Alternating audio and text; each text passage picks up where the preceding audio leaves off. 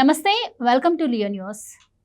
ఈ నెల 24 నుంచి అసెంబ్లీ సమావేశాలు జరగనున్న నేపథ్యంలో చట్టసభల్లో నిర్వహించాల్సిన నియమ నిబంధనల గురించి ఎమ్మెల్యేలకు శిక్షణ ఇచ్చేందుకు గాను నిన్న స్పీకర్ అయ్యన్న పాత్రుడు అలాగే డిప్యూటీ స్పీకర్ రఘురామకృష్ణరాజు గారు ప్రెస్ మీట్ పెట్టారు. ఈ సందర్భంగా అక్కడ విలేకరులు జగన్మోహన్ రెడ్డి గారు అసెంబ్లీకి రాకపోతే పరిస్థితి ఏంటి అన్న ప్రశ్నకు వాళ్ళు చమత్కారంగా రిప్లై ఇచ్చినటువంటి పరిస్థితి మనం చూసాము. ఇంతకీ అయ్యన్న పాత్రుడు గారు ఎలాంటి రిప్లై ఇచ్చారు, మరి ఈ నేపథ్యంలో జగన్మోహన్ రెడ్డి గారు మరి ఇది విన్నాక అసెంబ్లీకి వస్తారా రారా, ఎలాంటి విషయాలు తెలుసుకుందాం. మనతో పాటు ఉన్నారు సీనియర్ జర్నలిస్ట్ దుర్గా కుమార్ గారు. నమస్కారం సార్. నమస్కారం మన వీక్షకులకు.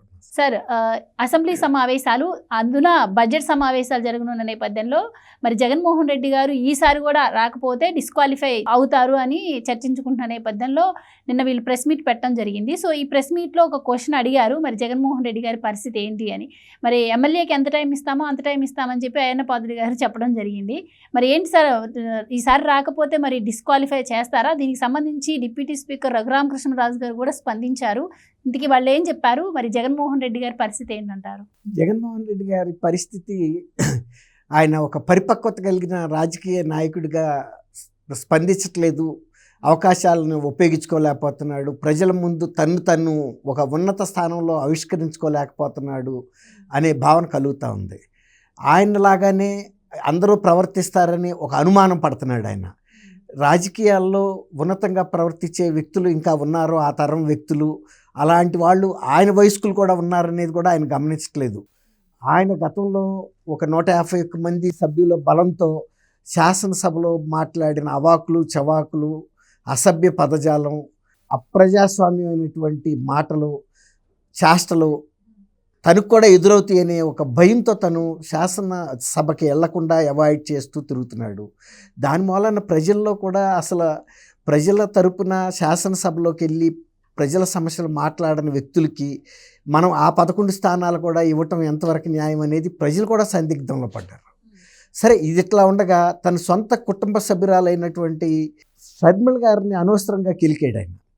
ఆయన ఏమంటాడంటే, షర్మిల గారిని తక్కువ చేయాలి, కించపరచాలనే ఉద్దేశంతో తను ఆయన చెల్లెలనే విషయం కూడా మర్చిపోయాడు. ఆమెను ఏమంటాడంటే, నీకు శాసనసభలో స్థానాలు లేవు, ప్రజల్లో ఓట్ల శాతము లేదు అన్నాడు. నువ్వు ఒక రాజకీయ నాయకురాలువా, నిన్ను నేను గుర్తించట్లేదు, అసలు నీ ఉనికే లేదు అన్నాడు. ఆయన మర్చిపోయింది ఏంటంటే, ఆమె కూడా వైఎస్ఆర్ రాజశేఖర రెడ్డి కూతురు, తనకి చెల్లెలు కదా. ఆమె అదే స్థాయిలో పే ఇన్ సేమ్ కాయిన్స్ అంటారు, ఆమె అదే స్థాయిలో ఆయనకు సమాధానం చెప్పింది.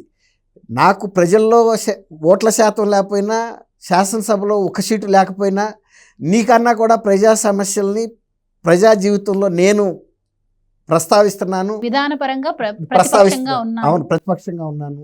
నువ్వు నీ స్థాయిలో నువ్వు ప్రతిస్పందించలేకపోతున్నావు, ఉన్నా లేకపోయినా. తర్వాత నీకు 39% ఓట్లు ఉన్నాయని చెప్తున్న వ్యక్తివి, ఆ 39% ప్రజల అభిప్రాయాల్ని, వాళ్ళ ఆశయాల్ని, వాళ్ళ అంచనాలని ఎందుకు నువ్వు ప్రస్తావించట్లేదని అడిగింది. తర్వాత నీకు 11 మంది సభ్యులు ఉన్నప్పుడు నువ్వు వెళ్ళి శాసనసభలో ఎందుకు కూర్చుని మాట్లాడట్లేదని అడిగింది. అందువల్ల అసలు నువ్వు ఆ 11 సీట్లు కూడా రాజీనామా చేయాలి, నైతికంగా నీకు ఎమ్మెల్యేలుగా కొనసాగే హక్కు లేదని చెప్పింది. మీరు కనుక రాజీనామా చేస్తే అక్కడ పెట్టే ఉప ఎన్నికల్లో ప్రజల సమస్యలను ప్రస్తావించే వ్యక్తులు ప్రజలు ఎన్నుకుంటారు, వాళ్ళు శాసనసభలోకి వెళ్తారు. మీరు అనవసరంగా శాసనసభ సభ్యుల హోదాను అనుభవిస్తున్నారు, కానీ ప్రజల యొక్క ఆశయాల్ని సభలో ప్రతిబింబించలేకపోవటం నైతికంగా కరెక్ట్ కాదని చెప్పింది. ఇలాంటి పరిస్థితుల్లో స్పీకర్గా వచ్చిన వ్యక్తి, ఆయనకి దురదృష్టమో అదృష్టమో, అయ్యన్న పాత్రుడు గారు లాంటి పరిపక్వత గల వ్యక్తి వచ్చాడు. కానీ జగన్మోహన్ రెడ్డి గారు ఆయనలో పరిపక్వతను చూడలేదు, ఒక ప్రత్యర్థిని చూస్తున్నాడు. ఎందుకంటే ఆయన్ని వేధించాడు. ఆయన ఇల్లు కూడా ఇరిగేషన్ సంబంధించిన కెనాల్ను ఆక్రమించి కట్టుకున్నాడని రాత్రికి రాత్రి నోటీసులు ఇవ్వకుండా ప్రహరీ గోడలు కూల్చేయటం, పోలీసుల్ని ఆ గోడలు పగలగొట్టుకుని ఇంట్లోకి ప్రవేశించి దౌర్జన్యంగా వాళ్ళ కుటుంబ సభ్యుల పట్ల, ఆయన పట్ల కూడా ప్రవర్తించడం, అరెస్ట్ చేసి తీసుకెళ్ళడానికి ప్రయత్నించినప్పుడు నర్సీపట్నంలో ప్రజలు అడ్డం పట్టడం, తెల్లారే వరకే ఆయన్ని బయటికి కదలనివ్వాల. అప్పుడు ఆయన వాళ్ళని శాంతపరిచి ఏం కేసులు ఉన్నాయో చెప్పండి, నేను వస్తానని చెప్పి అరెస్ట్ వెళ్ళాడు. అంటే అనవసరంగా వీళ్ళని నేను వేధించాను అనే, ఆయన స్పీకర్ స్థానంలో ఉంటే ఈయన లేచి నుంచోవాలి. అధ్యక్ష అని పిలవాలి, సార్ అని పిలవాలి. అది ఆయనకి అహంభావానికి అడ్డం వచ్చింది. అది అయ్యన పాత్రుడు గారు రాజశేఖర రెడ్డి గారి వయస్కుడు. ఈయన దుందుడు స్వభావం అయ్యన పాత్రుడు గారికి తెలియంది కాదు. ఒక ముఖ్యమంత్రిగా ఎవరో చేయని దుందుడు పనులని చేసి సభలో ఎవరిని పడితే వాళ్ళని, కుటుంబ సభ్యుల్ని, తెలుగుదేశం నాయకుల కుటుంబ సభ్యుల మీద కూడా అప్రజాస్వామికమైనటువంటి భాష ఉపయోగించిన వ్యక్తి రాడేమోనని ఆయన ఒక సలహా చెప్పాడు. జగన్మోహన్ రెడ్డి గారు మీకు 11 స్థానాలే వచ్చినా కూడా నేను మీకు సభలో ఇవ్వాల్సిన ప్రాధాన్యత ఇస్తాను, మీకు కూడా మైక్ ఇస్తాను, ప్రజా సమస్యలు పరిష్కరించడానికి మీరు చేసే ప్రతి ప్రయత్నానికి నా మద్దతు ఉంటుంది, మీరు దయచేసి సభకు రండి అని కూడా ఒక తండ్రి లాగా స్పీకర్గా అయితే ఆయన చెప్పాల్సిన అవసరం లేదు. వచ్చేవాడు వస్తాడు, రానాడు డిస్క్వాలిఫై అయిపోతాడు. కానీ ఈ జగన్మోహన్ రెడ్డి గారి దుందుడు స్వభావం, అతని అపరిపక్వత తెలుసు కాబట్టి ఒక తండ్రిలాగా, స్పీకర్లాగా కాదు, స్పీకర్గా అయితే చెప్పక్కర్లా, చెప్పాడు. అది కనుక ఆయన అందిపుచ్చుకుని స్పీకర్గా ఉన్న అయ్యన పాత్రుడు గారు ఎంతో ఉదాత్తంగా నా పట్ల గౌరవం, తండ్రిలాగా నాకు ఇచ్చిన సలహాని నేను శిరస్సు వంచి నేను స్వీకరిస్తున్నాను, ప్రజల తరపున తప్పకుండా వారు ఇచ్చిన సూచన మేరకు నేను సభకు వస్తాను, ఒకవేళ ఒకళ్ళిద్దరు అవాకులు చవాకులు పేలినా అది ప్రజల తరపున నేను అవమానాన్ని దిగమింగుతాను, గతంలో నేను కూడా చేశా కాబట్టి దానికి తగిన మూల్యం చెల్లించుకుంటున్నాను అనుకుంటానే తప్ప వాళ్ళు నా మీద ఏదో కక్ష సాధింపుగా చేశారని కూడా అనుకోను అని ఒక విశాల దృక్పథంతో కనుక మాట్లాడి సభకి వెళ్ళుంటే ఆయన ఇవాళ షర్మిల గారి నుంచి ఇలాంటి డిమాండ్ ఎదుర్కోవాల్సి వచ్చేది కాదు, ప్రజల నుంచి కూడా ఎదుర్కోవాల్సి వచ్చేది కాదు. శాసనసభ్యులుగా ఉండి మీరు సభలోకి వెళ్ళినప్పుడు మీరు ఎందుకు రాజీనామా చేయటం లేదని నియోజకవర్గాల్లో వైఎస్ఆర్సీపీ శాసనసభ్యుల మీద ప్రెషర్ వస్తుంది.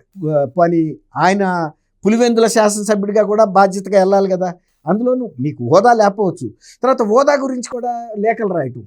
ఇప్పుడు ఆయన నిన్ను శాసనసభలోకి రావాలని అవుట్ ఆఫ్ వే ఒక స్పీకర్గా కాకుండా ఒక తండ్రి స్థానంలో ఉండి సలహా చెప్పాడు. కానీ నీకు ప్రతిపక్ష హోదా ఇవ్వాలి అంటే 10% ఖచ్చితంగా నీకు సీట్లు వచ్చి ఉండాలి, అంతే తప్ప ఆయన అవుట్ ఆఫ్ వే వెళ్ళి శాసనసభ స్పీకర్ ఇవ్వలేడు. రాజ్యాంగాన్ని ఉల్లంఘించి అక్కడున్న శాసనసభ నియమ నిబంధనల్ని ఉల్లంఘించి ఇవ్వలేరు. షగ్దర్ అండ్ కౌల్ అని ఆ రోజుల్లో బ్రిటిష్ పార్లమెంట్కి సంబంధించిన పార్లమెంటరీ సాంప్రదాయాలు, విధానాలు అన్నీ కూడా అందులో షగ్దర్ అండ్ కౌల్ పుస్తకంలో ఉంటాయి. వాటన్నిటి ఆయనకి తెలుసు. 10% లేకపోతే చంద్రబాబు నాయుడు గారిని కూడా ఒక 4-5 శాసనసభ్యుల్ని నీ నుంచి కనుక నేను తీసేసుకుంటే చంద్రబాబు నీకు ప్రతిపక్ష హోదా కూడా ఉండదని హెచ్చరించాడు సభలో, నిండు సభలో ఆయన ముఖం మీదకి చేపెట్టి. అదే ఆయన స్వీకరించాడు. ఓకే, చేసినా దాన్ని ఎదుర్కొంటాడు. ఇప్పుడు యుద్ధంలోకి వెళ్ళిన తర్వాత ఏ గాయం తగిలినా తట్టుకోవాలి తప్ప నువ్వు ఆ గాయం చేస్తే నేను శిబిరంలోకి పారిపోతానని ఎవడంటాడు?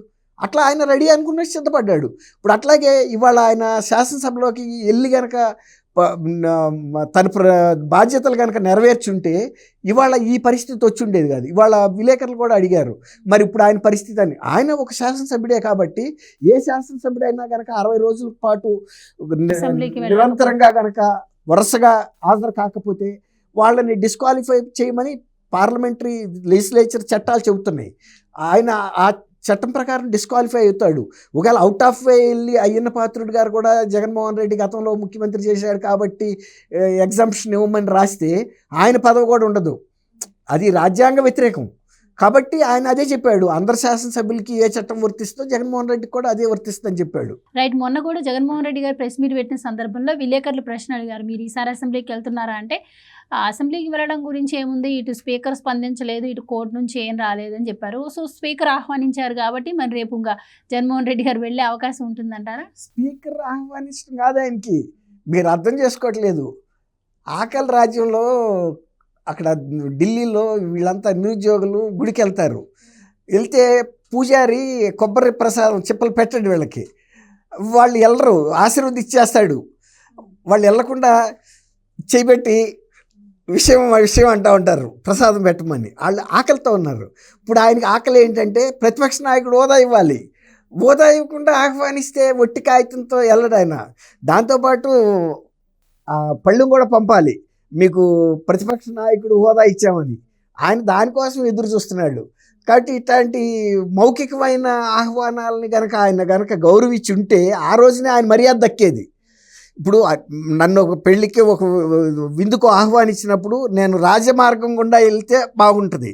ఆహ్వానాన్ని తిరస్కరించి మళ్ళీ వెళ్ళాలనిపించి దొడ్డిదోవలు వెళ్ళా అనుకోండి, నాకేం మర్యాద ఉంటుంది? ఇప్పుడు అది పరిస్థితి ఆయనకి. వచ్చిన ఆహ్వానాన్ని పోగొట్టుకున్నాడు. మాట మాటకి పిలవరు కదా. అదేనా ఇప్పుడు బహిరంగంగా చెప్పాలి. గతంలో అయ్యన పాత్రుడు గారు ఎంతో హుందాగా నాకు ఇది ఇస్తానన్నారు కాబట్టి వారి మా సలహాన్ని నేను శిరసా వహిస్తున్నాను, పెద్దవాడిగాను స్పీకర్గా ఆయన బాధ్యతలను ఆయన నెరవేరుస్తాడన్న ధైర్యం నాకు కూడా ఉంది. కాబట్టి నేను వెళ్తానని చెప్పి అట్లా ఒక ప్రజలకి ఒక వివరణ ఏదో కవరప్ చేసుకెళ్ళాలి కదా. గతంలో నాకు ఆహ్వానం వచ్చింది, అప్పుడు నాకు వీలు పడలేదు, ఇప్పుడు వస్తున్నానని చెప్పుకోవాలి కదా. అది ఇప్పుడు ఆయన పరిస్థితి ఎట్లా ఉందంటే త్రిశంఖ స్వర్గంలో ఉన్నాడు. ఆయన వెళ్తాడో వెళ్ళలేడో కూడా ఎవరు చెప్పలేరు. మిగిలిన 10 మంది శాసనసభ్యులు ఒత్తిడి చేస్తున్నారు, మమ్మల్ని నియోజకవర్గాల్లో తట్టుకోలేకపోతున్నాం ప్రజల ఒత్తిడి. ఈయనకేమో అహం అడ్డం వస్తుంది. మరి అహం గెలుస్తుందా, మిగిలిన 10 మంది చేస్తున్న ఒత్తిడి గెలుస్తుందో రేపు చూడాలి. ఆయన బిహేవియర్ గురించి సొంత తల్లి చెల్లికే తెలియనప్పుడు నాలాంటి వ్యక్తికి ఎట్టా తెలుస్తుంది? తర్వాత పక్కన సహనిందితుడిగా ఉన్న విజయసాయి రెడ్డికి ఆయన అర్థం కాదు. Right, thank you so much. Thank you అమ్మ గోవర్ధని.